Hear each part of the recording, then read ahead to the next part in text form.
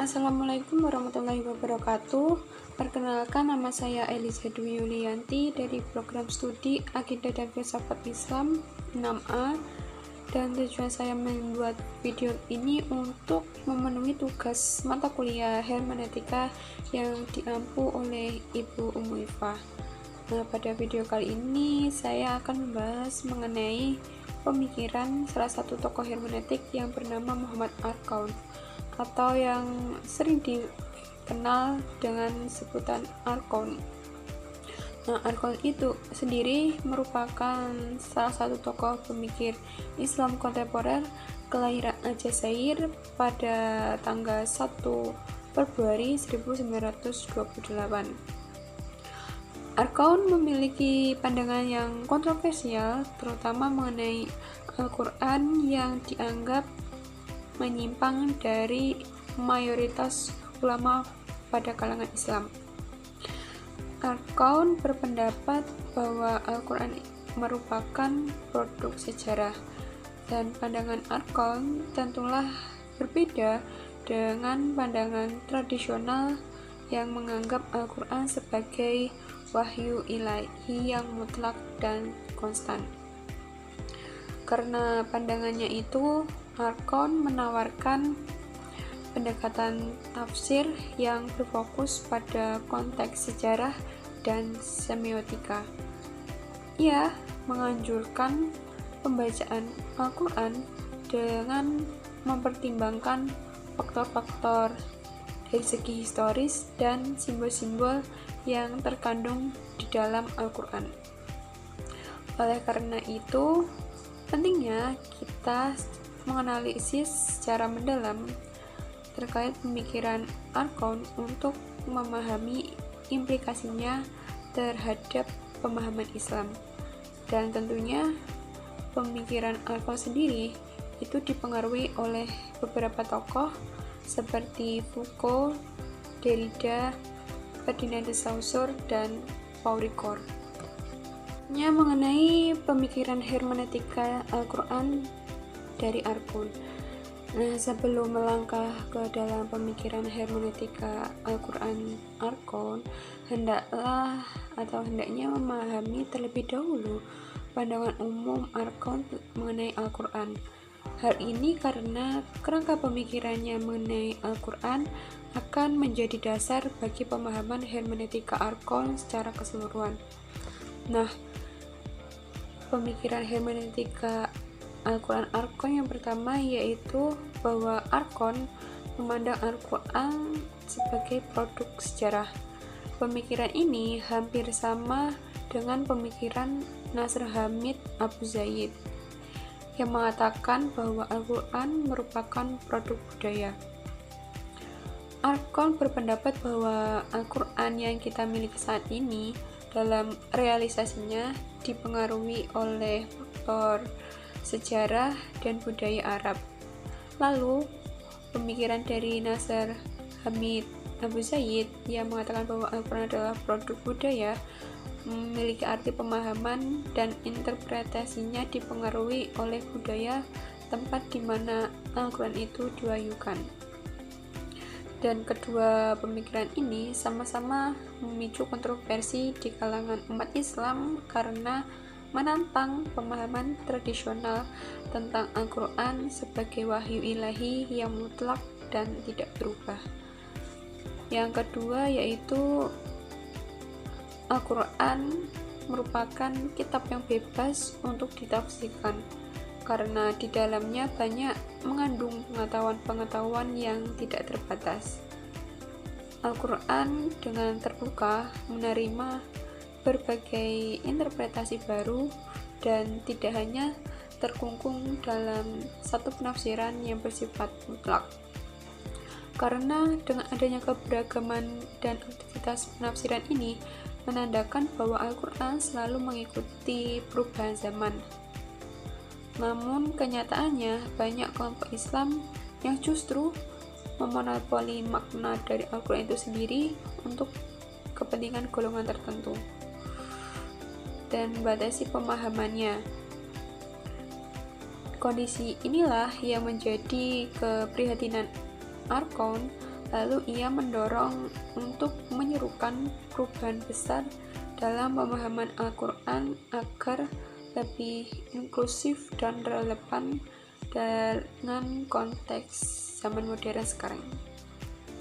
Lalu yang ketiga dari pemikirannya, Arkan menawarkan konsep Islamologi, di mana Islamologi merupakan sebuah pendekatan studi Islam yang berfokus pada epistemologi sebagai metode untuk memahami Islam secara lebih rasional dan segar.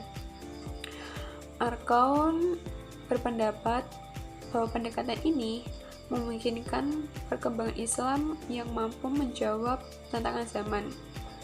Dalam konteks Al-Quran sendiri, Islamologi mendorong penggunaan berbagai pendekatan keilmuan, bukan hanya terpaku pada satu disiplin ilmu saja. Dengan kata lain, bahwa pemahaman Al-Quran tidak hanya terbatas pada tafsir tradisional, tetapi juga melibatkan berbagai disiplin ilmu lain seperti sosiologi, sejarah, linguistik, maupun filsafat. Nah, dari langkah-langkah pemikiran di atas, Arkan menekankan kembali pembacaan Al-Quran dengan metode hermeneutika, di mana hermeneutika membantu memahami makna Al-Quran dalam berbagai konteks sekaligus menghindari penafsiran yang kaku dan statis. Selanjutnya yaitu hermeneutika Al-Quran Arkan yang dipetakan menjadi dua bagian, yaitu dari segi aspek bahasa dan dari segi aspek sejarah. Dari segi aspek bahasa sendiri, Arkan menawarkan pembacaan Al-Quran melalui semiotika, yang mana semiotika merupakan salah satu cabang ilmu bahasa, khususnya yang membahas tentang persoalan teks. Dan kaitannya dengan Al-Quran sendiri, semiotika bertujuan untuk mengungkap makna teks lewat tanda-tanda yang terdapat dalam ayat tersebut. Menurut Arkan, dengan menganalisis tanda-tanda dalam teks Al-Quran, umat Islam bisa memahami makna yang lebih dalam dan beragam. Pendekatan ini menurutnya bukanlah hal baru, karena para mufasir terdahulu telah menggunakan analisis bahasa sejak lama. Pada tataran aplikatif, Arkan meramunya dengan penemuan-penemuan baru serta diintegrasikan dalam pembacaan Al-Quran. Dan pada akhirnya, dengan cara inilah menurut Arkan, umat Islam dapat memainkan peran penting dalam sejarah Islam. Dan dari segi aspek sejarah, Muhammad Arkan menawarkan pendekatan historis dalam memahami Al-Quran. Ia berpendapat bahwa Al-Quran sebagai teks suci tidak terlepas dari konteks sejarah dan budaya di mana Al-Quran itu diwahyukan. Maka, memahami Al-Quran secara utuh membutuhkan pemahaman konteks historisnya. Arkan mengkritik penafsiran Al-Quran yang mengabaikan aspek historis dan cenderung memonopoli makna teks berdasarkan kepentingan kelompok tertentu. Menurutnya, Al-Quran sejak awal turun telah dipengaruhi oleh sejarah dan budaya Arab. Oleh karena itu, penafsiran Al-Quran tanpa mempertimbangkan konteks historis dan kulturalnya akan menghasilkan pemahaman yang sempit dan bias. Dengan menawarkan pendekatan historis, Arkan bertujuan untuk membuka ruang interpretasi yang lebih luas dan inklusif. Ia ingin menghindari penafsiran yang kaku dan dogmatis, serta menghargai keragaman interpretasi yang muncul dari berbagai latar belakang budaya dan sejarah. Pendekatan inilah diharapkan dapat menghasilkan pemahaman Al-Quran yang lebih komprehensif dan relevan dengan konteks zaman modern tanpa mengabaikan akar historisnya.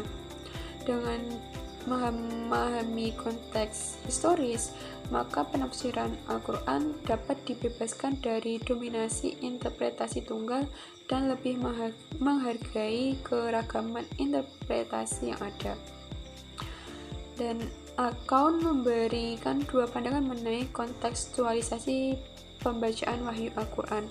Yang pertama, Al-Quran pada dasarnya menggunakan bahasa yang sangat tinggi dalam penggunaan simbol.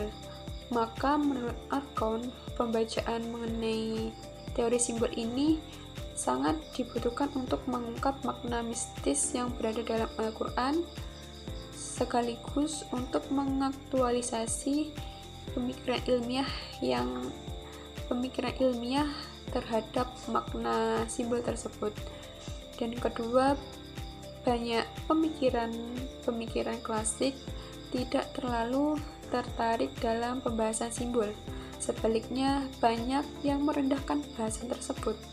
Kesimpulan yang dapat diambil dari pemaparan yang telah saya sampaikan, meskipun pemikiran dari Muhammad Al-Kaun tentang hermeneutika Al-Quran menawarkan pendekatan yang inovatif dan kontekstual, nyatanya hermeneutika Al-Kaun ini tetaplah menjadi kontroversial dan menimbulkan perdebatan di kalangan umat Islam maupun di dalam bidang akademik. Pemikiran Al-Kaun ini masih perlu dipahami secara mendalam dan kritis untuk menilai kontribusinya terhadap studi agama serta implikasinya terhadap pemahaman dan praktek keagamaan. Sekian pemaparan yang dapat saya sampaikan. Mohon maaf apabila ada salah kata ataupun ada kurangnya. Wassalamualaikum warahmatullahi wabarakatuh.